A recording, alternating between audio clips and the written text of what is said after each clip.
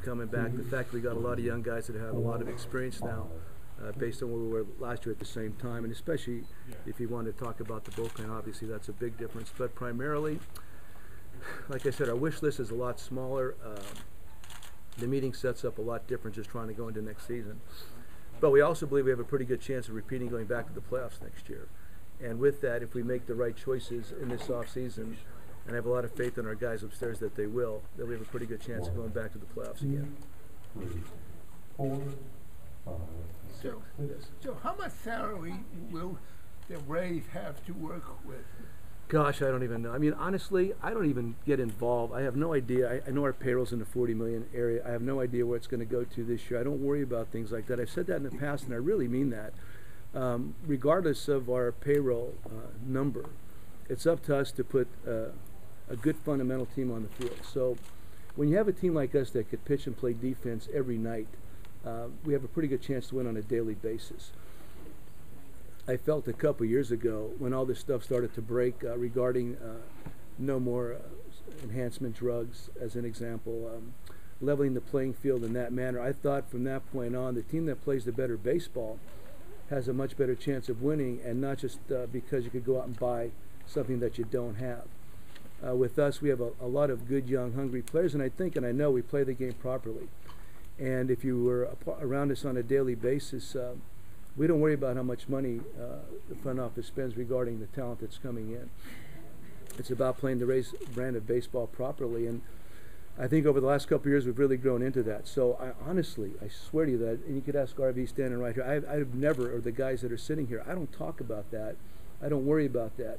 We have a couple holes to fill, and if we do fill with the right guys, regardless of how much we pay them, we'll win again. How are you going to fill? How are you going to work the young pitchers into your rotation? That's a good question. Our young pitchers, we have a lot of them, and of course the guys that have been there, the incumbents, will be back. We just have to figure out Matt and Alex Cobb also. I mean, everybody talks about Matt Moore, not everybody talks about Alex Cobb. Alex Cobb is also potentially a very, very good major league starter. So I don't have a good answer for you yet. It's obviously a wonderful problem to have, and we'll try to filter through that as the off-season continues. How do you like the new wild card system? I'm glad there's another wild card team. Is it one and done? Is that pretty much established? Yeah. It's kind of cruel, but I guess it's okay to, if you get there and you get that opportunity, that'll be great. So anytime you have a chance to enhance the opportunities to get to the playoffs, when you enhance the number of cities and fan bases that are involved in the playoff run, I think that's always good for baseball. Are you going to try to bring Damon back? Those are those are questions we're going through right now. Johnny Damon, I've talked about it before, as advertised, wonderful clubhouse guy, true professional, somebody that does fit in with our culture well. But we're not there yet to decide whether John's coming back or not. But he's definitely in the process. Joe, for the guys that are coming back, specifically like at shortstop, how do you see that playing out? That's good. The shortstop situation with Sean and Reed. I've talked to both of them this off season actually. What we wanted to do was have some conversations at the end of last season, but fortunately we made it to the playoffs in the last moment, so that kind of blew up a lot of that. So I've called them both, and I've given them both an idea of what we're thinking about going into this off season. So it's an open competition, is what it is, and I thought Sean did really well at the end of last year. Sean probably exceeded our expectations, what he's going to be able to do defensively. Even his offense, I still think there's a lot of room to improve there too. But Sean is a really, really good baseball player, and that's why we love to have him on the field. Reed, one of the better young defenders, I think, at shortstop in the game. Obviously did not have the offensive year that we were looking for, so he needs to really pick up there. But again, talking to both of them, they're both well aware that they'll be battling it out for that job in spring training.